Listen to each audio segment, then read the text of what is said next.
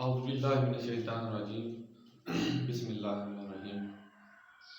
मैं डॉक्टर अकमल अजीज़ मिर्ज़ा।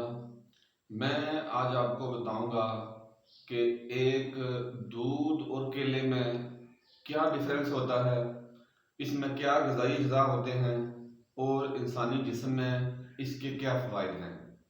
क्योंकि हमें पेशेंट्स के हवाले से बहुत देखने को मिलता है कि पेशेंट्स ये कहते हैं कि हमने दूध पिया तो उससे हमें रेशा हो गया, हमने केला खाया तो हमें उससे रेशा हो गया। तो आज जो इन दोनों के दरमियान जो एक रेशे की मिथ बनी हुई है ना, उसके बारे में आपको मैं बताऊंगा कि इसके क्या फ़ायदे हैं और क्या इसके नुकसानात हैं। तो सबसे पहले मैं आपसे रिक्वेस्ट करूंगा कि अकमल अजीज़ मिर्ज़ा हेल्थ प्रोफेशनल के नाम से मेरा चैनल है, काइंडली आप इसको सब्सक्राइब करके अपने दोस्तों में भी जो है वो शेयर कर दें। तो मैं सबसे पहले आपको बताऊं कि केला जो है और मिल्क, इन दोनों में फ़र्क क्या है और खासकर जख्म में केले का क्या किरदार है और दूध का किरदार क्या है। सबसे पहले हमारे पास है मिल्क, दूध। तो जो ग़िज़ाई अज़्ज़ा दूध में पाए जाते हैं, सबसे पहले मैं आपको बताता हूँ वो क्या क्या है। सबसे पहले vitamin D, calcium, magnesium, potassium, minerals, neutrals, fibre, carbohydrate, fat, ये सारे विटामिन जो है ये केले के अंदर वाफर मिकदार में पाए जाते हैं। तो विटामिन डी, कैल्शियम, मैग्नीशियम और पोटाशियम, मिनरल्स वगैरह ये सारे ब्लड प्रेशर को रेगुलेट करने में अहम किरदार अदा करते हैं, जो कि दूध में मौजूद होते हैं।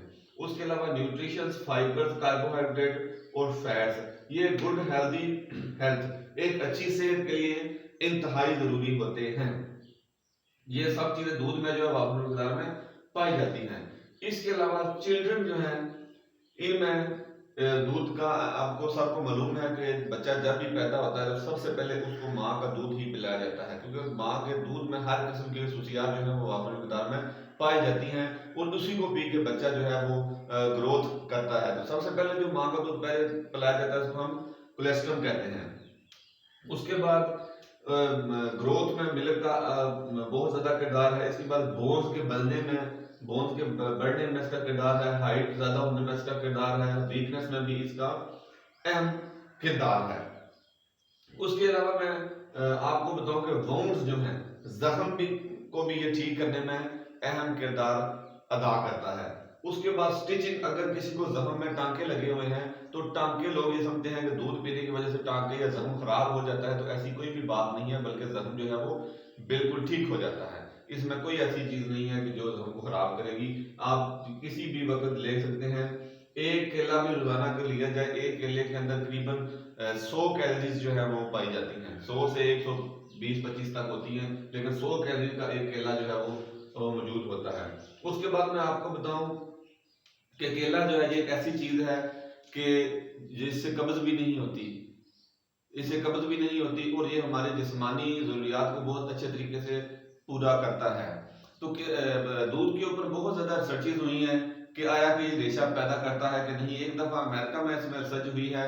60 बंदों को जो है वो उन्होंने दूध पिलाया और 60 जो पेशेंट थे चेस्ट इन्फेक्शन वाले, उनको उन्होंने टी वाइटमिन जो होता है हमारे इधर पाया जाता है, हमारे पाकिस्तान में भी पाया जाता है, कि सिर्फ दूध को, सफेद दूध उन्होंने पिलाया, उसमें दूध की कोई प्रॉपर्टीज नहीं थी।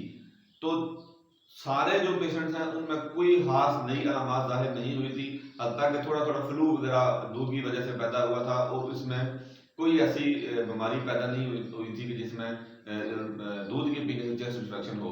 उसके बाद 1993 और 1994 में भी अमेरिका में एक ऐसी रिसर्च हुई दूध पे कि आया कि ये रेशा पैदा करता है कि नहीं। कुछ लोगों ने कहा कि ये रेशा पैदा करता है, कुछ ने कहा नहीं पैदा करता और कुछ ने कहा है कि दूध जो है वो कम रेशा पैदा करता है।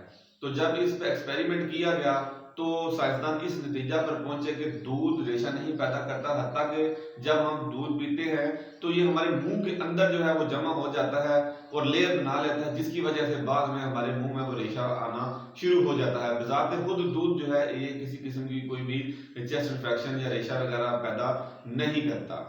तो इसलिए ये समझना कि दूध जख्म को खराब करता है या दूध रेशा पैदा करता है, तो ये बिल्कुल एक मिथ बनी हुई है। ऐसी कोई भी बात नहीं है। आप दूध किसी भी वक्त इस्तेमाल कर सकते हैं। दूध में तमाम ग़िज़ाई अज़्ज़ा पाई जाती हैं। दूध को पीने का अच्छा टाइम ये है कि जब आप सुबह उठें तो उठने के बाद जब एक्सरसाइज करें, वर्कअप करने के बाद अगर आप दूध इस्तेमाल करते हैं तो वो आपके लिए बहुत ज़्यादा फ़ायदेमंद है, क्योंकि वो डाइजेशन अच्छी हो जाती है और जिस्म का हिस्सा बन जाता है। उसके अलावा आप रात को भी पी सकते हैं, लेकिन जब भी आप दूध इस्तेमाल करें तो आपने नीम गर्म दूध इस्तेमाल करना है। अगर आप पत्ती भी उसमें डाल के चाय भी के तौर पर इस्तेमाल करना चाहते हैं तो उसके कोई इतने खास नुकसानात नहीं है। बेहतर यही है कि आप जो है वो नीम गर्म दूध जो है वो इस्तेमाल करें। तो ये दूध के बारे में मैंने आपको बताना था, क्योंकि हर बंदा यही आगे बोलता है कि हाँ दूध पीने से रेशा हो जाता है। हालांकि दूध पीने से कोई भी रेशा नहीं होता। आप बिल्कुल आराम से इसको किसी भी वक्त आप इसको इस्तेमाल कर सकते हैं। दूध ही की वजह से बच्चे जो है जवान होते हैं, बड़े होते हैं, ग्रोथ पाते हैं और बड़े हो जाते हैं। जब तक के वो ग़िज़ा खाते तब तक वो दूध ही पी के बड़े होते हैं। लिहाजा दूध को छोड़ना, बच्चों को खास कर छोड़ना और बड़ों का छोड़ना, ये जो है वो सूदमंद नहीं है। लिहाजा दूध में कोई ऐसी बात नहीं है, आप उसको इस्तेमाल कर सकते हैं।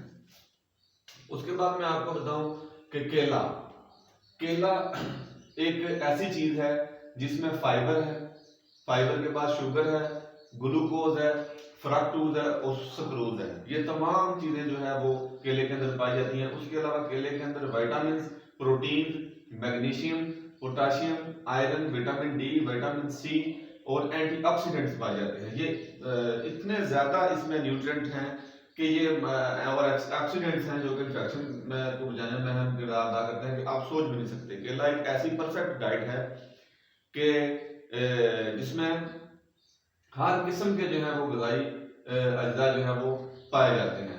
तो इसलिए आपने जो है वो केले को ज़रूर इस्तेमाल करना है। अगर आप सलाद वगैरह इस्तेमाल कर रहे हैं तो उसमें भी आप टेस्ट के तौर पर एक केला जो है उसमें डालकर आप इस्तेमाल कर सकते हैं। केले के अंदर जो है वो 100 कैलोरीज होती हैं।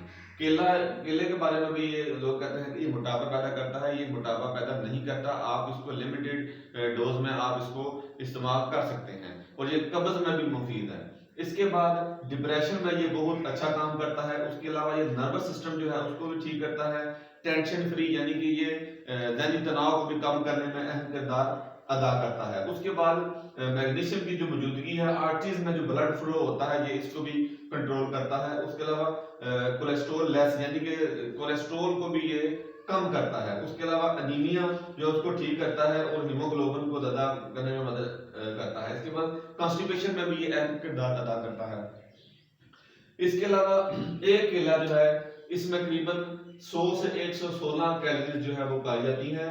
और जो आप बिरयानी, पिज्जा या समोसा इस्तेमाल करते हैं उसमें 200 से 250 कैलोरीज मौजूद होती हैं।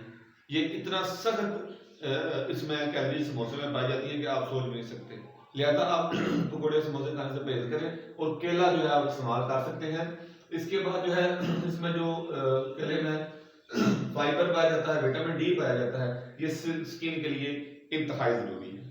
तो दोस्तों केले के बारे में ये इतनी नॉलेज मैंने आपको फराहम किया है कि जख्म में और इन्फेक्शन में केले का बिल्कुल भी कोई किरदार नहीं है।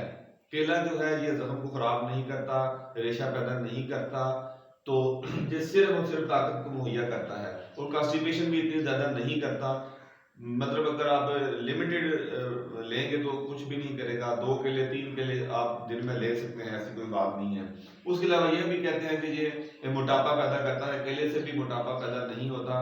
और जो कच्चा केला है जो उससे मोटापा बिल्कुल भी नहीं पैदा होता। आप थोड़ा सा जो हल्के रंग का केला होगा, थोड़ा सा कच्चा होगा, वो आप खा सकते हैं। उसमें कोई ऐसी चीज नहीं है जो आप मोटापा पैदा करेगी। वो शुगर को मेंटेन करने में मदद देता है और हाजमा वगैरह, डाइजेशन वगैरह के प्रोसेस को भी दुरुस्त करता है। इसलिए दोस्तों मैंने आज सब ये मुनासिब समझा कि मैं आपको दूध और केले में जो है वो फर्क वाज़ेह करूं कि इन दोनों में फर्क क्या है। लिहाजा आपने किसी की बातों में नहीं आना। केला और दूध आप किसी भी वक्त इस्तेमाल कर सकते हैं। हाँ, शुगर के मरीजों में जो केला है वो आप थोड़ा सा लिमिट में इस्तेमाल कर लें, कोई मसला नहीं है, लेकिन छोड़ने की कोई ज़रूरत नहीं है। इसमें इतनी हाई लेवल की शुगर नहीं है। आप लिमिटेड जो है वो इस्तेमाल कर सकते हैं। तो मुझे उम्मीद है कि दोस्तों आज आपको मेरा टॉपिक जो है ये पसंद आया होगा। आप मुझे उम्मीद है कि ये पकौड़े, समोसे वगैरह स्पाइसी चीज़ें छोड़ के इंशाल्लाह आप फ्रूट और खाने पीने की तरफ ज़रूर आएंगे। तो इंशाल्लाह नेक्स्ट किसी टॉपिक के साथ मैं आपके साथ दोबारा हाजिर हूँगा। आपका बहुत